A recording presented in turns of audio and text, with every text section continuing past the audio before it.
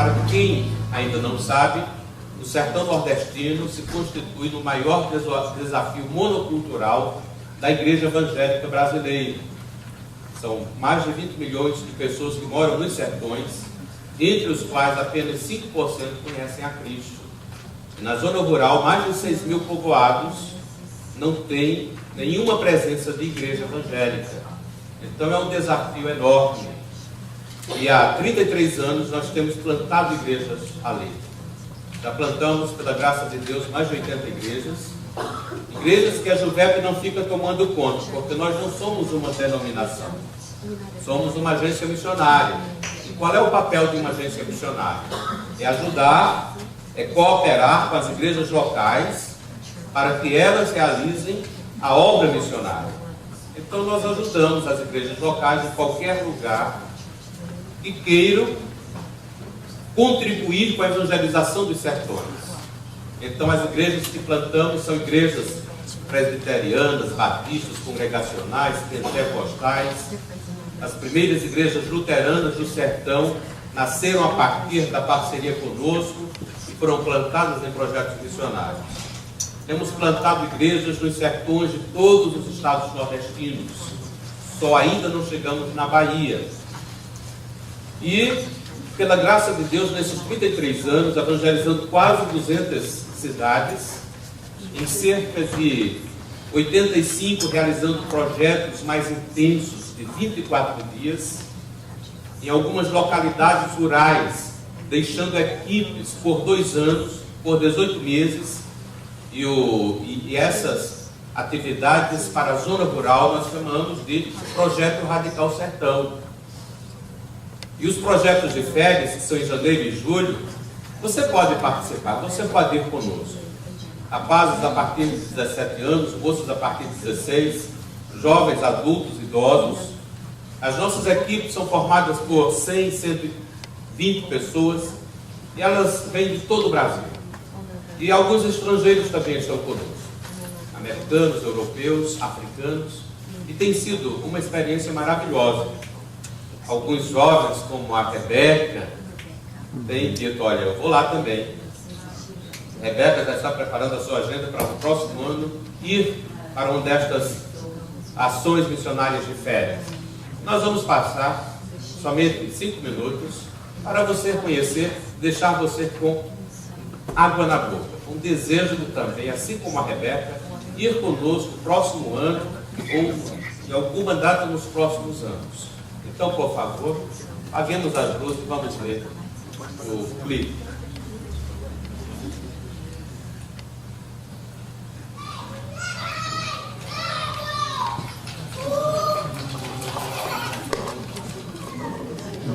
A batida da rua, no compasso de violão, Jesus Cristo te convoca, vem pregar para o sertão. Imagina o teu chinelo nas estradas do Nordeste, tu levando as boas novas pro sertão e pro agreste. Depois de cada horizonte, do mocinho ao mais velho, toda gente tão carente da mensagem do Evangelho. Vem, menino, mostra a tua luz. Põe no velador, faz resplandecer, vem sem demora. O projeto missionário da Missão Juvep tem como objetivo plantar igrejas nos municípios do sertão nordestino com menos de 3% de presença evangélica. Ao longo desses 30 anos, nós temos mobilizado mais de 100 voluntários a cada mês de janeiro e julho.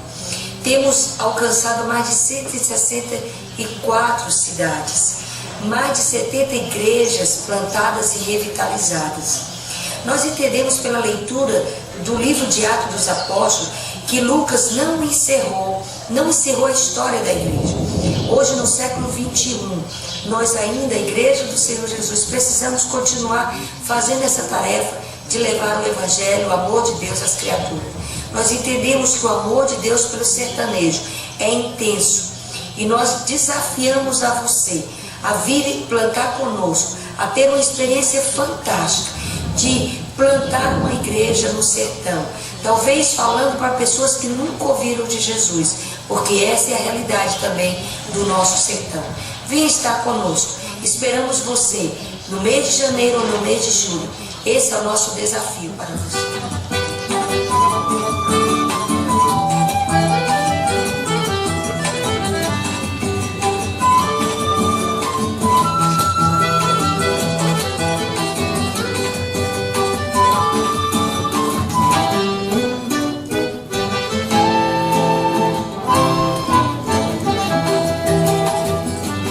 Seja corajoso e lance mão da noção de fé que tens, porque é tua.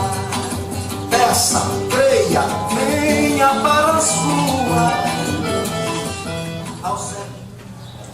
Olá, tudo bem? Meu nome é Newton Ricardo, sou da Igreja Evangélica de Vilhar em Osasco, São Paulo. Estou aqui voltando de um dia de evangelização aqui no sertão. Estamos em Jamacaru e foi um tempo muito bom, porque hoje houve conversão. O ID de Jesus está sendo cumprido aqui nessa terra. Obrigado pela oportunidade de estar aqui, obrigado a Juvep. Um abraço a todos. Olá pessoal, meu nome é Alexandra, eu sou aqui do estado do Ceará mesmo, especificamente da cidade de Maranguá. A Juvep está sendo muito bom para mim, as palavras muito boas também, está mudando a minha vida. E eu estou transmitindo isso para outras pessoas aqui da cidade de Jamacaru. Cidade muito linda, faz bastante frio. Hoje está fazendo calor, mas bastante bom. E nós estamos evangelizando as pessoas. E eu estou crendo que Deus vai operar o milagre nessa cidade. É isso que eu tenho para dizer, venho para a Juvep, porque é muito bom.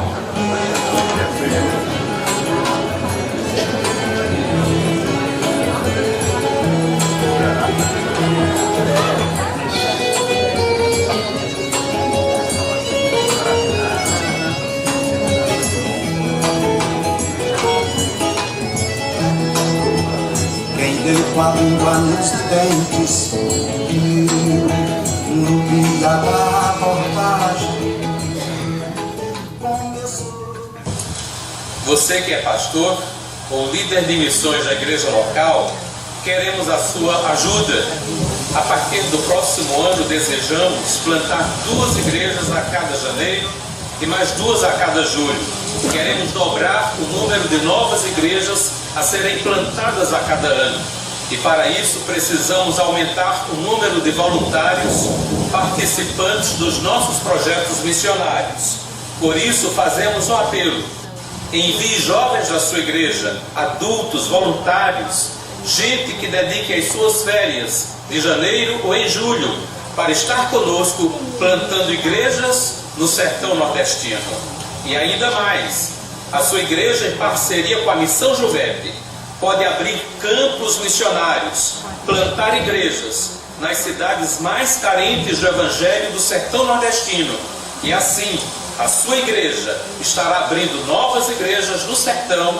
Nós podemos lhe ajudar nisso e juntos faremos a obra missionária, levando o reino de Deus a todas as cidades do sertão nordestino. Rio Grande do Norte, Mato Grosso do Sul, Brasília, Ceará, Paraíba, Rondônia, São Paulo, Paraná, Santa Catarina, Mato Grosso, Estados Unidos, Suíça, Guiné-Bissau, Alemanha, Rio de Janeiro.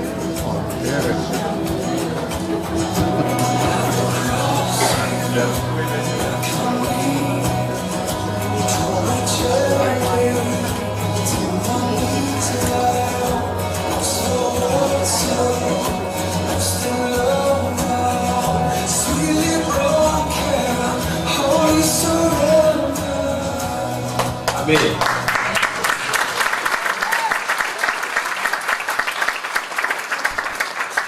Queremos contar com vocês, ter alguns de vocês conosco nos próximos projetos missionários. Gostaria que os irmãos abrissem a Bíblia em Marcos capítulo 12. Marcos 12.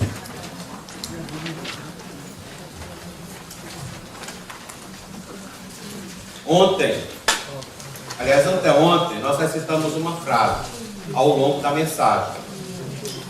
supremo alvo da igreja é que Cristo seja exaltado entre todos os povos da terra. Eu vou fazer a pergunta e vocês vão responder bem bonito. Qual é o supremo alvo da igreja? Cristo seja exaltado entre todos os povos da terra. Amém. E ontem nós fomos encorajados para fazer da causa do Evangelho a causa da nossa vida. E hoje, queridos, eu quero compartilhar da palavra de Deus para encorajar a mim mesmo e a você. A pedirmos a Deus que nos ajude no fundamento da nossa vida cristã. Que nos ajude no fundamento do nosso alicerce, do nosso chamado, daquilo que é a força motriz das nossas ações, do nosso serviço a Deus e que molda o nosso estilo de vida. Eu quero que nestes próximos minutos o Espírito Santo encoraje a mim, encoraje a você a reconhecermos que precisamos amar mais a Deus. E muitas vezes, queridos, o grande problema não é que não amamos. Amamos a Deus. Mas às vezes o problema é que amamos mais outras pessoas, outras coisas que a Deus. E Deus não se agrada deste, digamos assim, desta promiscuidade amorosa. Ele é muito exigente. Ele exige o primeiro lugar. E ele não abre mão disto. O Espírito Santo nos ajuda. Eu fiquei muito confortado com uma oração que eu ouvi de John Piper. Eu ouvi em um grande congresso no Brasil. Ele pregou 3 vezes. Mas o que mais me impactou na sua estada durante uma semana naquele congresso, no interior de São Paulo, foram 2 expressões de uma oração que ele fez. E uma oração que ele fez foi o seguinte: Senhor, me ajuda. Porque muitas vezes a minha vida não está no nível das minhas pregações. Eu nunca tinha ouvido ninguém orar assim. Mas eu me senti assim muitas vezes, como continuo me sentindo. E naquilo que falarei nesta manhã, eu também me sinto assim. Porque eu estarei falando da palavra de Deus. E eu peço a Deus a graça para que a minha vida esteja, busque estar na altura da pregação, na altura daquilo que a palavra de Deus nos fala. Queridos, Marcos capítulo 12. Vamos ficar de pé um pouco para lermos a palavra. Estar em pé não é, em algumas culturas é atitude de reverência, mas isso é relativo. Eu estava pregando numa grande Assembleia de Deus em São Paulo. Aí eu disse: irmãos, vamos ficar de pé para lermos a palavra de Deus. Aí o presbítero correu e disse: irmãos, aqui a gente só lê a Bíblia sentado. Irmãos, desculpa, sempre eu falei. Aí depois da leitura bíblica eu fui orar. Ele correu novamente e disse: irmãos, aqui a gente só ora em pé. Então, então reverência não é posição, é atitude de coração. Então, Marcos capítulo 12, a partir do verso 28, queridos.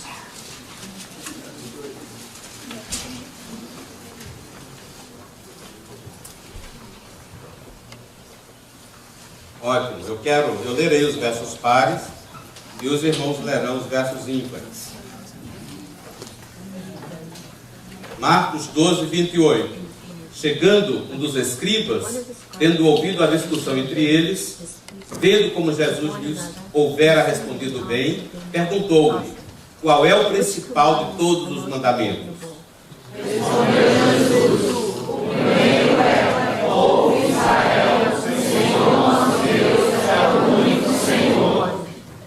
Amarás, pois, o Senhor teu Deus de todo o teu coração, de toda a tua alma, de todo o teu entendimento e de toda a tua força.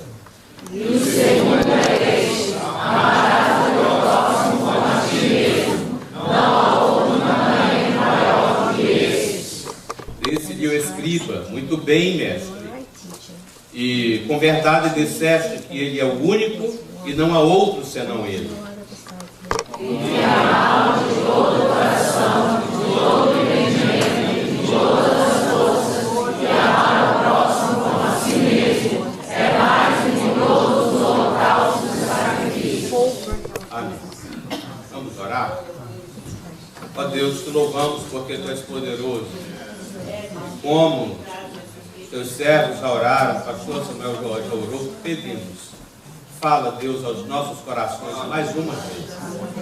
Nos fala por tua palavra, pelo milagre que tu operas quando um homem ou uma mulher, redimido pelo sangue de Jesus, que tem comunhão com o Senhor, abre a palavra e transmite aos outros com fidelidade aquilo que nela está escrito. Em momentos assim o Senhor opera, o Senhor fala aos corações de homens e de mulheres. E é isso que mais uma vez te pedimos, Senhor. Faz isto entre nós, para a glória do teu nome, para a edificação da tua igreja e para aprendermos ou sermos relembrados mais uma vez. Devemos amar-te mais do que a tudo e a todos. E te pedimos que tu nos ajudes nisto, em nome de Jesus. Amém. Podem sentar, irmãos. Queridos, o Senhor Jesus não nos chama para uma vida religiosa ou apenas uma vida de elevado padrão ético. O Senhor nos chama, sobretudo e antes de tudo, para amarmos a Deus. O supremo chamado cristão, aliás, o chamado fundamental do povo de Deus, em todas as épocas, foi para amá-lo. O Senhor Jesus, respondendo a este escriba, está repetindo o que nós lemos. Você pode abrir sua Bíblia, em Deuteronômio capítulo 6. É o chamar. Era um texto que os judeus repetiam diariamente. Em Deuteronômio capítulo 6, versos 4 em diante, esta palavra repetida permanentemente por Israel, pelas famílias, em cada lar, diz assim: ouve Israel, o Senhor nosso Deus é o único Senhor. Amarás, pois, o Senhor teu Deus de todo o teu coração, de toda a tua alma e de toda a tua força. Essas palavras que hoje te ordeno estarão no teu coração. Tu as inculcarás a teus filhos, e delas falarás assentado em tua casa, e andando pelo caminho, e ao deitar-te e ao levantar. Verso 3 novamente: ouve, pois, ó Israel. Verso 5: amarás, pois, o Senhor teu Deus de todo o teu coração e de toda a tua alma e de toda a tua força. Jesus repetidas vezes falou sobre o grande mandamento. Os teólogos protestantes reafirmaram isto ao conceberem o Catecismo Maior de Westminster no século XVII. E no primeiro capítulo este catecismo declara: o propósito supremo e principal do homem é glorificar a Deus e alegrar-se nele para sempre. Em outras palavras, amá-lo. Amá-lo mais profundamente e amar a Deus mais ativamente é o desafio diário para mim e para você. E é o que Deus espera de nós. Nesta expressão, amá-lo mais profundamente, eu desejo referir-me ao nosso ser interior, aos nossos afetos, aos nossos sentimentos, aos nossos desejos, a nossa interioridade. E quando eu falo que precisamos da graça de Deus para amá-lo mais ativamente, eu quero falar da manifestação externa deste sentimento que toma conta do nosso coração. Amar a Deus mais ativamente, as nossas atitudes, as nossas práticas, todo o nosso estilo de vida moldado por esta força motriz. Eu estava lendo um livro muito bom, de Agito Fernando, teólogo e missionário de Sri Lanka. E ele conta que certa vez uma nova convertida daquele país, budista, e aquela senhora analfabeta, recém-convertida, estava passando pela classe de batismo e agora chegou o grande dia do seu batismo. E o pastor começou a fazer-lhe muitas perguntas para perceber a profundidade e a convicção da sua fé em Cristo nas verdades bíblicas. E aquela mulher foi respondendo com muita dificuldade, titubeando, gaguejando, mas respondendo com muita firmeza, respondendo bem. Mas de repente ela disse: pastor, talvez eu não saiba responder a todas as suas perguntas, mas eu quero que o senhor saiba uma coisa: eu estou pronto a dar minha vida e a morrer, se for necessário, pelo nome de Jesus. Me impressionou muito quando há 10 anos atrás eu li em um artigo da Missão Portas Abertas, que trabalha dando suporte à igreja em países fechados para o Evangelho. E contava naquele artigo que, queridos irmãos paupérrimos de uma das regiões mais empobrecidas da zona rural chinesa, do povoado de Dogun, na província de Henan, aqueles irmãos, aquelas igrejas paupérrimas, eles vendiam o seu sangue por $5 para levantar dinheiro, para enviar aqueles missionários aos povoados aonde o evangelho ainda não havia sido chegado. Evangelistas jovens que saíam fervorosamente, com o coração inflamado de falar de Cristo e de vê-lo exaltado no meio daquelas populações do seu país, aonde o evangelho não havia sido ainda pregado. E aquele jovem evangelista disse: uma das formas do meu sustento é a cada 6 meses eu vender meu próprio sangue para levantar dinheiro, para continuar pregando a palavra de Deus. Testemunhos que nos impactam e que nos levam, irmãos, a refletir. Será que eu amo mesmo a Deus? Como é que está a intensidade desse amor que eu confesso ter por Ele? O Projeto Radical Sertão estava no povoado de Ramada, lá no sertão da Paraíba, lugar de mais ou menos 800 a 1000 pessoas. Nunca uma igreja evangélica se estabeleceu ali. As pessoas muito resistentes ao evangelho. Aquela equipe era somente de moças, 6 moças, lideradas pela missionária Noeli. Ao final daqueles 12 meses de intensos trabalhos, sem nenhuma conversão, na despedida da equipe, a comunidade se reuniu e fez uma linda festa. Eles fizeram uma música especial, eles mesmos fizeram a letra, a melodia. Outra pessoa compôs uma poesia linda. Eles apresentaram várias fotos que fizeram a história daquelas moças naquele lugar inóspito ao longo daqueles 12 meses. E foi muito bonito. Eu percebi que aquelas servas de Deus haviam conquistado o coração daquela comunidade. No outro dia, bem cedo, estávamos no alpendre da casa das missionárias, geminada a outras casas, um terraço, um alpendre comum àquelas 3 ou 4 casas. E a Gisele, uma linda menina de 7 anos, muito esperta, muito inteligente, estava ali conosco bem cedo, às 8 horas da manhã. E eu perguntei: Gisele, me diga uma coisa, o que foi de mais importante que estas missionárias ensinaram para você ao longo de todo este tempo? Gisele Vizinhas vivia metade do dia na casa das missionárias. Era uma menina muito amorosa.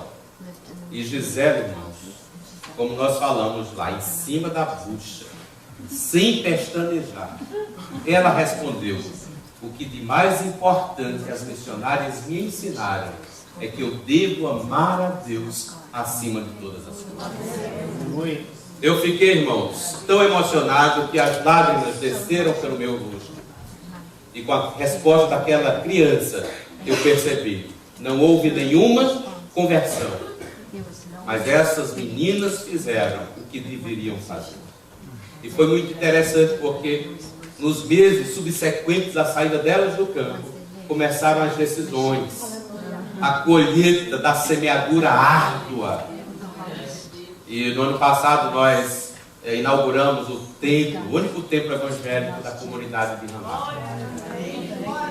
Meus queridos, nós somos encorajados e convidados a amarmos a Deus. Amarmos a Deus profundamente. Amarmos a Deus ativamente. O amor, irmãos, não é apenas um sentimento. O amor é cheio de sentimentos, porque as emoções fazem parte da natureza e da estrutura humana.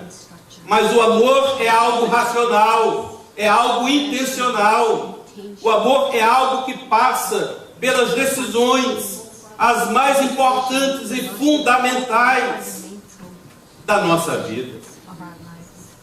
E hoje é extremamente importante nós se afirmarmos o supremo e primário chamado cristão e exortarmos-nos uns aos outros a amarmos realmente a Deus, amarmos a Deus com toda a nossa alma, com toda a nossa força, com toda a nossa inteligência.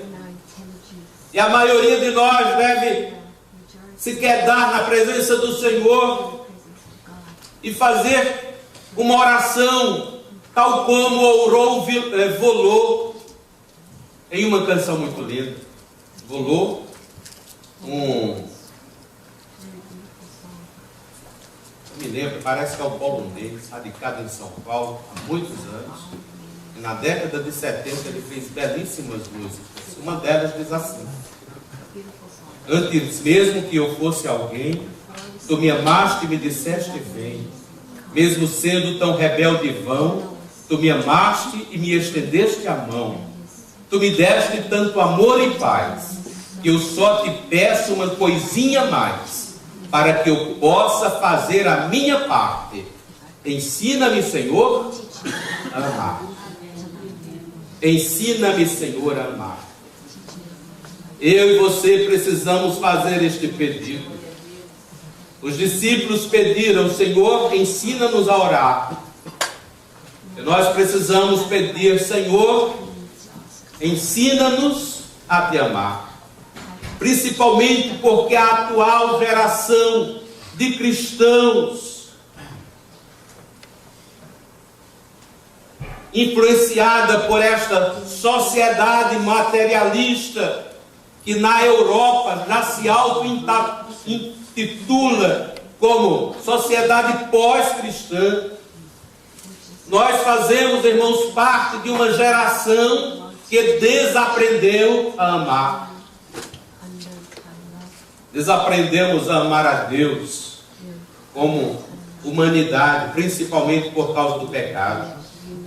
Porém, pelo menos duas coisas são predominantes em nossa cultura e que nos dificulta vivermos o verbo amar e que gera profundas dificuldades na nossa vida amarmos a Deus.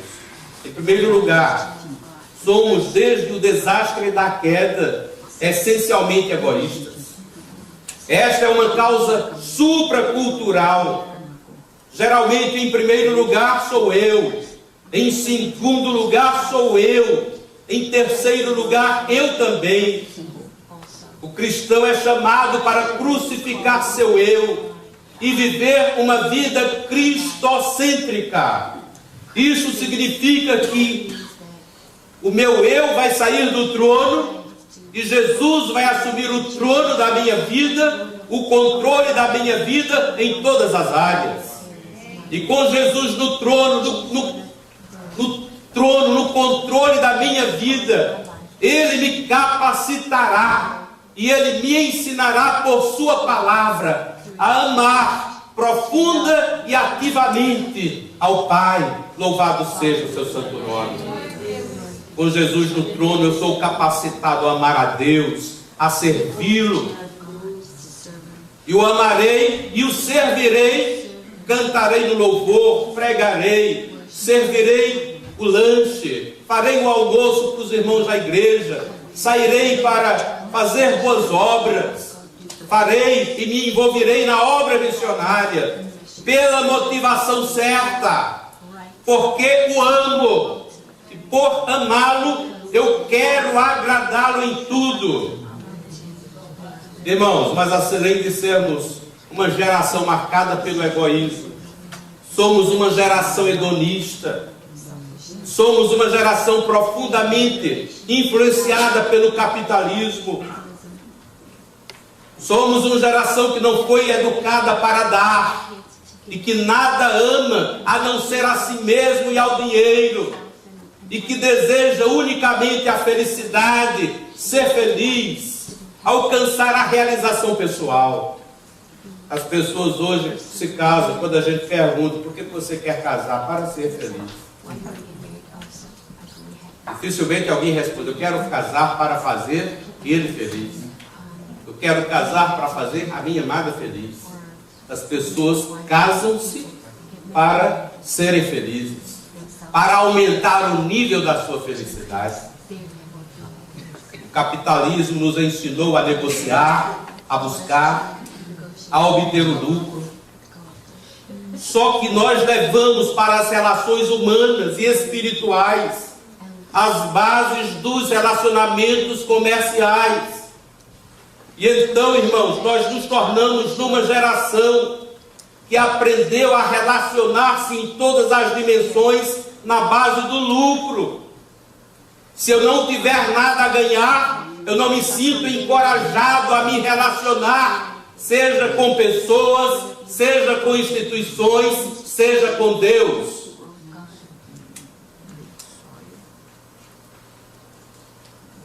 Muitos possuem um relacionamento extremamente comercial com Deus. Eu faço isso para Deus e Ele vai fazer algo extraordinário por mim. A teologia da prosperidade ajuda muito neste descalabro. Há uma história muito interessante no sertão. Irmãos, eu sou apaixonado pela igreja sertaneja. Estava falando aos nossos queridos pastores que duas das igrejas mais belas que eu conheço são duas igrejas do sertão. Uma no sertão da Paraíba, num local chamado Sítio Espera, e outra igreja em Pernambuco, em um sítio chamado Sítio Inveja. Apesar do nome, aquela igreja vive de uma forma tão linda. Em Sítio Espera, a igreja nem templo tem. Reúne-se nas casas ou debaixo de algumas árvores. No Sítio Inveja, eles reúnem-se em um templo muito simples, talvez um quarto do tamanho deste. São igrejas que não possuem estruturas físicas, mas vivem o evangelho de forma linda, intensa. Eles vivem o cristianismo, como disse C.S. Lewis, o cristianismo, o evangelho puro e simples. A beleza da igreja está na forma como a igreja vive o evangelho. Está na forma como a igreja manifesta nas suas atitudes a sua interioridade cheia e dominada por um amor profundo e ativo pelo seu Deus. E lá no sertão da Paraíba, uma pequenina igreja batista, que tinha um programa de rádio que custava R$50 por mês, há 12 anos atrás, o pastor chegou no púlpito no domingo à noite e disse: irmãos, por favor, orem e tragam oferta especial amanhã. porque o diretor da rádio disse que se nós não colocarmos em dia, os 2 meses estão atrasados, e já está entrando no 3º mês, o nosso programa vai sair do ar. A irmã Lourdes com o irmão Toto moram a 6 quilômetros da cidade, foram pelo caminho de roça, iluminados somente pelo luar, e já cantava Catulo da paixão cearense, que não há luar tão belo quanto o luar do sertão. Você precisa ver o céu estrelado do sertão, irmão. O céu estrelado do sertão tem muito mais estrela do que o sertão daqui do seu Espinho, de Washington. Tem mais. Porque lá quase que não tem luz, então o sol fica lindo, você consegue ver tudo.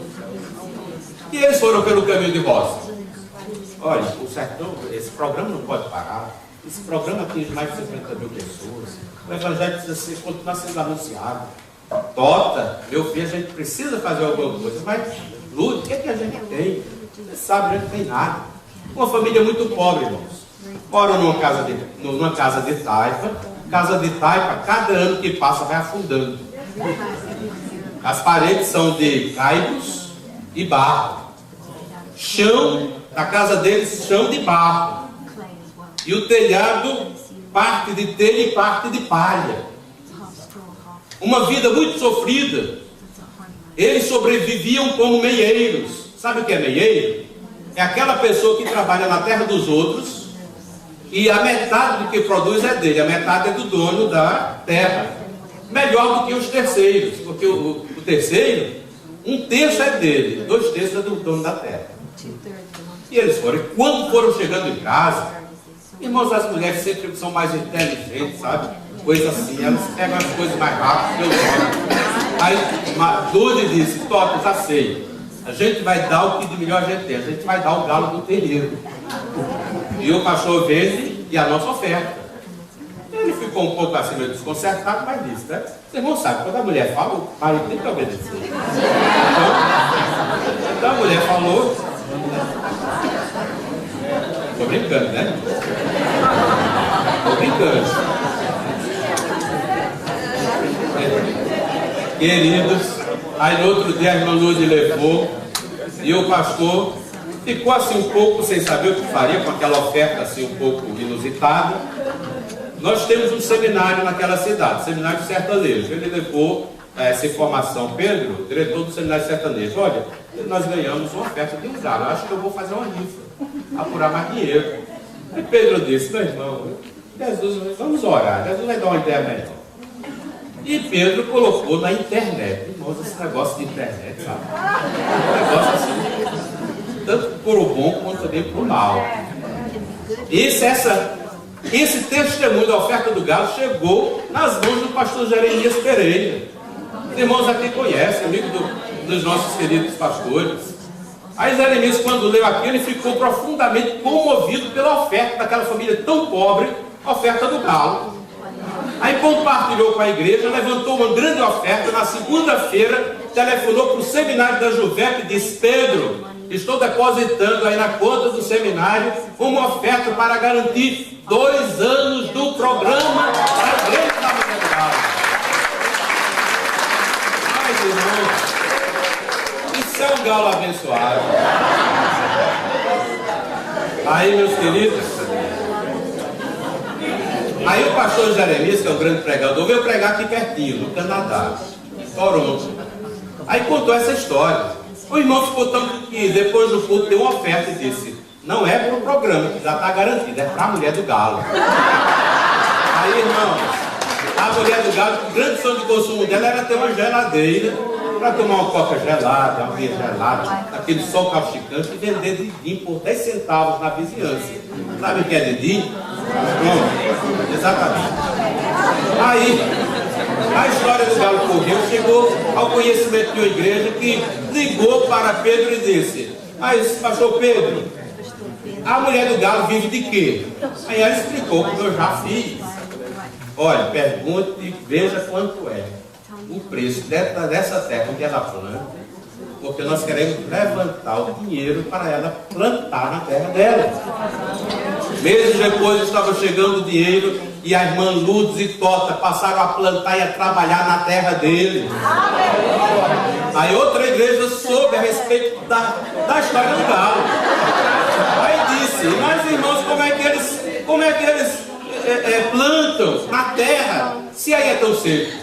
Nós vamos levantar uma oferta e vamos orientar para estabelecer assim, eles colocarem um equipamento de irrigação para essa terra se transformar num oásis e tudo quanto plantar terem abundância. Meses depois, irmãos, chegou, plantou, e você quando ia para lá era tudo seco, tudo seco. Quando chegava nas terras das irmã Lourdes, parecia um oásis, tudo produzido maravilhosamente bem. Glória a Deus. Mas queridos, grande pregador é assim, prega até em New York. Alguém tem aqui conhecido lá em Nova York? Pois o galo lá do sertão da parede já é conhecido lá. Pastor Jeremias foi, pregou, falou da história do galo. No final das contas, do culto, os irmãos, o pastor e os irmãos arrodearam o pastor Jeremias e disseram: mas me diga uma coisa, pastor Jeremias, como é a casa da mulher do galo? Do jeito que eu já disse para os irmãos. Aquela igreja disse: pois nós vamos fazer uma campanha, vamos levantar o dinheiro para ela construir uma casa digna e bonita para ela. 2 anos depois, irmãos, a terra que ela comprou fica no baixio, que é mais fácil de dar água. No baixio. E aqui no alto, ela construiu aquela casa, mas aquele chalé bonito, com aquele alpendre ventiladíssimo. Até suíte tem, meus queridos.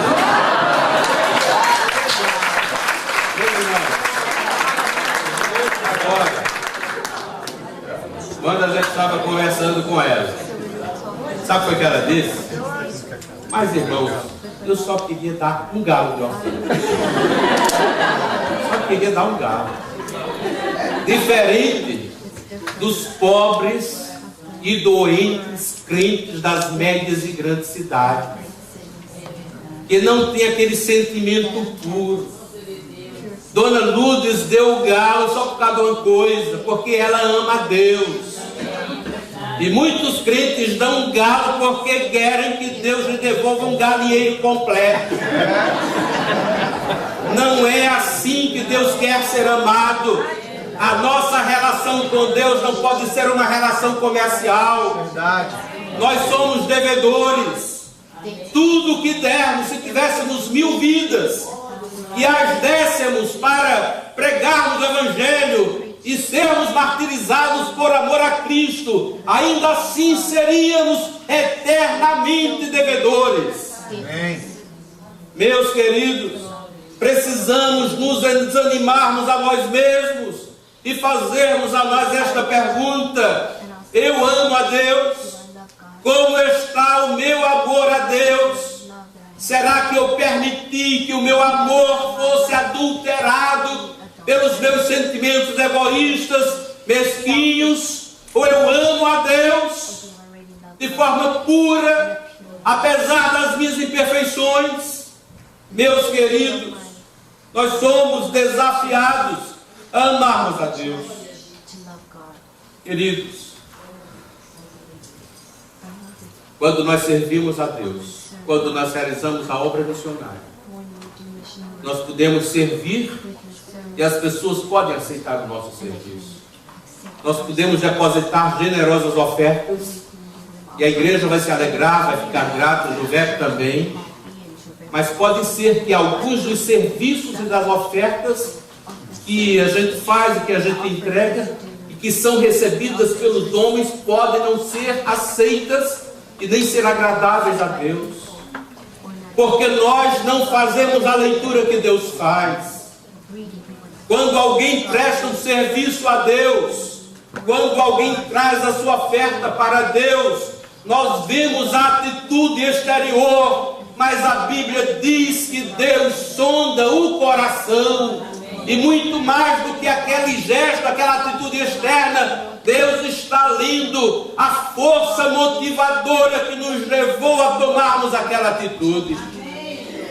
E por isso, queridos, nós precisamos pedir a Deus que nos dê a sua graça e que nos ensine a amá-lo. Dificilmente alguém entrega a sua vida a Cristo por amá-lo. No início da nossa fé cristã, nós amamos a Deus, mas este amor tem que ir amadurecendo, sendo aperfeiçoado, sendo depurado.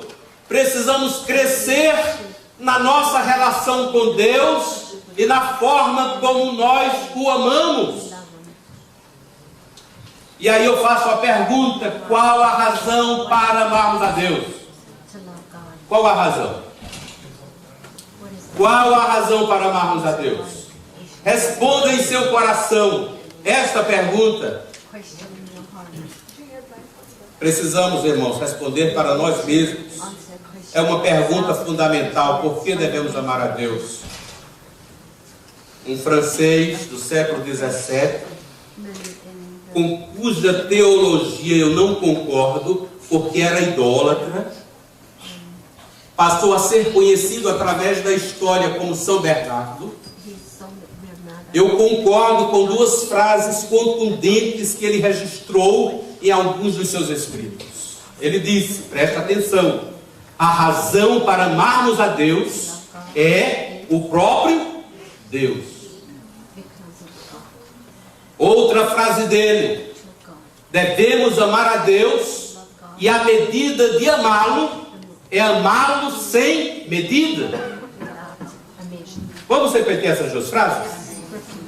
A razão para amarmos a Deus é o próprio Deus. Todos. A razão para amarmos a Deus é o próprio Deus. Eu vou fazer agora uma pergunta: qual é a medida de amarmos a Deus? Amá-lo sem medida. Amá-lo sem medida. Irmãos, nenhum de nós se casaria com alguém que estivesse disposto a comprometer-se matrimonialmente conosco por interesse no que nós temos a oferecer a ela. Ninguém em sã consciência cometeria uma loucura dessa. Casar por interesse. Deus também não aceita, queridos, uma relação baseada no interesse. Ele quer que nos relacionemos com Ele por o amarmos. E sabe por que é que nós o amamos, queridos? Porque Ele nos amou primeiro. Deus é uma pessoa e Ele exige de nós um amor verdadeiro, um amor honesto, um amor real. E quando nós descobrimos que o nosso amor ao nosso Deus está aquém, nós precisamos, irmãos, nos quedarmos aos seus pés em profunda humilhação, pedirmos a sua misericórdia e suplicarmos que Ele nos ajude pelo seu Espírito ao amarmos de forma genuína. E aí eu me lembro daquele episódio histórico e marcante registrado por João no último capítulo do seu Evangelho. Abra sua Bíblia em João capítulo 21. Irmãos, nós não somos capazes de amarmos a Deus na altura do amor com o qual Deus quer ser amado. Nós precisamos da ajuda e da ação do Espírito Santo, gerando no nosso coração este amor em resposta ao amor dele por nós. Jesus havia sido ressuscitado. Pedro estava acabado. Pedro estava em desespero, porque ele havia negado a Cristo 3 vezes. Ele estava se sentindo rejeitado. Ele estava talvez se excluindo da própria graça e do amor de Deus. E Jesus misericordiosamente o chama para uma conversa de pé de orelha. E no verso 15, Jesus faz a primeira da sucessão de mais 2 perguntas. Jesus chega para Pedro e diz: Pedro, você me ama? Você me ama mais do que os outros? E Pedro responde: imagino, cheio de vergonha, corado de vergonha. Sim, Senhor, tu sabes que eu te amo. E Jesus responde, pergunta mais uma vez: Pedro, tu me amas? E ele responde: Senhor, tu sabes que eu te amo. No verso 17, pela terceira vez, Jesus lhe perguntou: Simão, filho de João, tu me amas? Pedro entristeceu-se.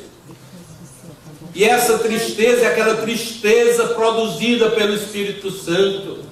É aquela tristeza que ocorre no coração do homem quando o Espírito Santo o alcança e ele fica consciente das suas misérias, da sua pequenez, da sua impotência, da sua necessidade desesperadora da graça e do amor de Deus. E Pedro, a Bíblia diz, Pedro entristecendo-se por ele ter dito pela terceira vez: tu me amas, respondeu-lhe: Senhor, tu sabes todas as coisas, tu sabes que eu amo. Mas no original grego, irmãos, há um detalhe profundamente importante. No grego há 3 tipos de amor: o amor ágape, e um amor de uma qualidade superior. É o amor de Deus. Tem o amor filéu, que é um amor de amizade, de um relacionamento com lealdade, mas é um amor de uma categoria inferior. E tem o amor eros, que é um amor utilitarista. É um amor, digamos assim, comercial. É um amor sexual. É um amor erótico, sensual. Jesus estava perguntando: Pedro, tu me amas com amor ágape? Pedro, tu agapes-me? Pedro respondia, triste, envergonhado, talvez não conseguindo fitar nos olhos de Jesus: Senhor, tu sabes que eu te amo. Pedro, tu me amas com aquele amor desinteressado, aquele amor puro, aquele amor profundo. Pedro respondia: Senhor, tu sabes que eu te amo, mas eu não te amo com esse amor que o Senhor está perguntando e deseja que eu te ame. Aí, queridos, Jesus pela terceira vez pergunta: Pedro, tu me amas? Irmãos, o maior interesse do Senhor Jesus não é pelos nossos serviços, não é pela nossa dedicação ao trabalho da igreja, não é pelo nosso trabalho intenso pelo seu reino. Ele quer algo que está antes, que antecede a isso. O que Deus mais deseja na relação dele comigo e com você é que nós o amemos. Por isso o Espírito Santo pergunta ao seu coração: você me ama? Nesta manhã Deus nos trouxe aqui para nos relembrar do seu desejo intenso de ser amado por nós. E queridos, no verso 18, verso 17 e 18, o Senhor Jesus diz mais ou menos assim: Pedro, eu sei que você não me ama ainda com a intensidade, com a profundidade que eu desejo que você me ame, mas eu aceito que você me ame deste jeito, porque é o começo. No verso 18, Jesus diz: olha, você quando você era moço, quando você é moço, você se cingia a si mesmo e andava por onde você queria. Porém, quando fores velho, estenderás as mãos, e outro te cingirá e te levará para onde não queres. E a Bíblia diz, João diz no verso 19, que Jesus disse isso para significar o gênero de morte pelo qual Pedro haveria de glorificar a Deus. E a história registra que Pedro foi crucificado. E naquele momento ele disse: eu não sou digno de sofrer a mesma morte do meu Senhor. Eu quero ser crucificado de cabeça para baixo, porque eu não sou digno de morrer pelo Evangelho da forma como meu Senhor morreu por mim. Irmãos, o Senhor Jesus, ao antever os dias futuros de Pedro, ele estava encorajando Pedro para dizer: Pedro, o teu espírito, o meu espírito haverá de amadurecer no teu coração o seu amor por mim. Hoje você me ama com um amor de terceira categoria. mas daqui a algum tempo você me amará com amor de segunda categoria. Mas este amor vai ser depurado, o meu Espírito vai operar no seu coração, nos seus desejos, nas suas motivações, nas suas prioridades, e depois você vai me amar com amor de primeira categoria, de tal maneira que você fará, não aquilo que você quer fazer, mas você fará a minha vontade e glorificará o meu nome, custe o que custar. Irmãos, só o Espírito Santo nos capacita a amarmos a Deus. E quando a palavra de Deus nos faz saber claramente que o supremo desejo de Deus é que o Evangelho do seu Filho Jesus Cristo seja pregado a todo homem, em todo lugar, e para satisfazermos o supremo desejo do coração de Deus, nós não conseguiremos fazer parte desta grande obra se não tivermos no nosso coração um sincero amor por este Deus. Como São Bernardo falou, se não o amarmos sem medidas, e se não o amarmos, não pelas coisas que ele faz, mas pelo que ele é. Talvez você foi atrás do amigo pelo que ele podia fazer na sua vida. Talvez você esteja na igreja por causa das expectativas e esperanças daquilo que Deus pode fazer com você. Mas o que Deus quer de mim e de você é que o amemos a despeito das situações, qualquer que seja aquilo que nos sobrevenha. Quer Ele nos coroe com muitas bênçãos, quer Ele soberanamente decida não nos abençoar mais. Alguém já disse até, se muitos crentes não descobrissem que não existe inferno, muitos debandariam da igreja. Porque alguns estão na igreja por causa do céu. Outros estão na igreja por medo do inferno. Mas Deus quer que você esteja aqui porque o ama. Louvado seja Deus. Meus irmãos, Deus nos chama, chamado de Deus para as nossas vidas, chamado de Deus primário e fundamental para o povo de Deus no Velho Testamento de Israel, para o povo de Deus no Novo Testamento, a igreja. O chamado fundamental de Deus para mim e para você é para, antes de tudo, apesar de tudo, apesar de nós mesmos, antes de tudo, amá-lo. Amá-lo. Talvez a gente diga, Senhor, eu não amo o Senhor como um amor ágape, mas Ele aceita o seu amor fiel. Mas Ele não quer que você continue amando o Senhor do jeito que você ama. Ele quer que você ame mais. Que na sua relação com Ele você possa conhecê-lo mais, conhecer-se mais. E neste processo você possa crescer no amor e na sua relação com Deus, para a honra e glória do nome de Jesus. Amém? Eu gostaria de orar por você. Eu gostaria que você agora pudesse orar e fazer das suas palavras o motivo da canção de Volô. Antes mesmo que eu fosse alguém, tu me amaste e me disseste vem. Mesmo sendo tão rebelde e vão, tu me amaste e me estendeste a mão. Tu me deste tanto amor e paz, que eu só te peço uma coisinha a mais, para que eu possa fazer a minha parte.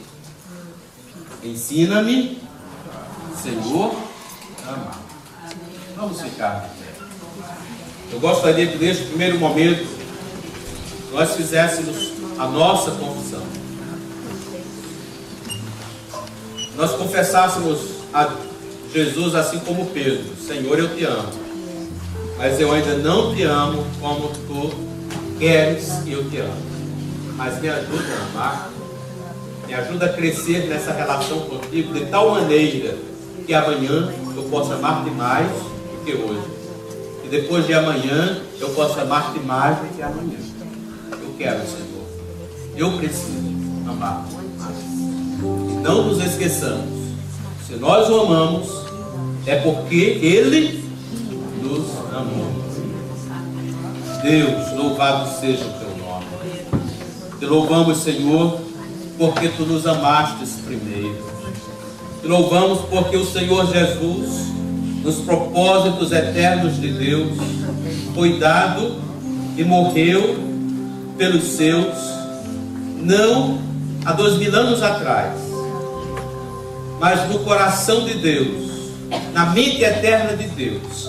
O seu Filho foi dado para a salvação dos perdidos. O seu Filho deu a sua vida no patíbulo da cruz, antes da fundação do mundo. Tu nos amastes primeiro.